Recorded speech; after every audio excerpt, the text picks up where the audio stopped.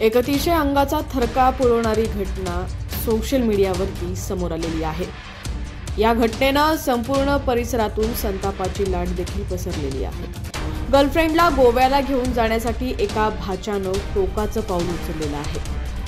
संपूर्ण प्रकरण पाहूयात त्याआधी तुम्ही HPN मराठी न्यूज चॅनलला सबस्क्राइब केलं नसेल तर नक्की सबस्क्राइब करा आणि बेल आयकॉनवर क्लिक करून नोटिफिकेशन्स मिळवा, जेणेकरून आमचे अपडेट्स लवकरात लवकर तुमच्यापर्यंत पोहोचतील। तर बेंगळुरूमधील एका अभियांत्रिकीच्या विद्यार्थ्यानं आपल्या गर्लफ्रेंडबरोबर गोव्यात जाऊन व्हॅलेंटाईन डे साजरा करण्याचं ठरवलं होतं, मात्र त्याच्याकडे पैसे नव्हते। गोव्यात जाऊन गर्लफ्रेंडला खुश करण्यासाठी विद्यार्थ्यानं थेट आपल्या मामीची हत्या करून तिच्या दागिन्यांवरती डल्ला मारला। तिच्या गळ्यातील दागिने विकून त्यानं आपल्या गर्लफ्रेंडबरोबर गोव्यात जाऊन मौज मजाही केली।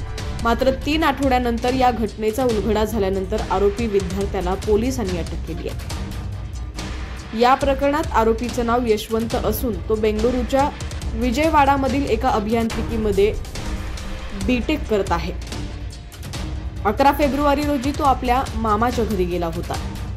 यशवंतचा मामा नरसिम्हा रेड्डी हे बेंगळुरूच्या इलेक्ट्रॉनिक सिटी टेक्नॉलॉजी हबमध्ये राहतात। त्या दिवशी यशवंत मामाच्या घरी गेला होता, मात्र त्यावेळी त्याचा मामा घरी नव्हता। त्यांची पत्नी सुकन्या रेड्डी घरी होत्या। यशवंतचे त्याच्या मामाशी चांगले संबंध होते, त्यामुळे तो अनेकदा आपल्या मामाच्या घरी ये-जा करायचा।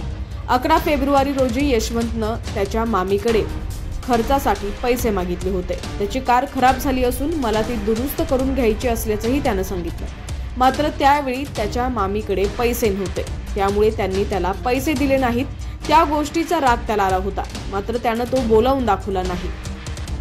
पैसे दिले नाहीत त्या रागातूनच त्यानं मामीची हत्या करून पैसे उकळण्याचा कट रचला। मामीची हत्या करण्याअगोदर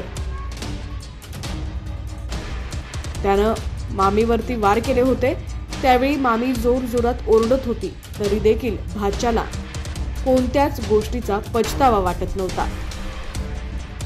त्याचप्रमाणे त्यानं मामीची हत्या केली आणि एका पोत्यात भरून त्यांना निर्जनस्थळी घेऊन जाऊन पेट्रोल टाकून जाळून टाकलं। या घटनेची माहिती देताना पोलिसांनी सांगितलं की पैशासाठी त्यानं स्वतःच्या मामीची हत्या करून एका निर्जनस्थळी त्याचा मृतदेह पेट्रोल टाकून जाळून टाकण्यात आला।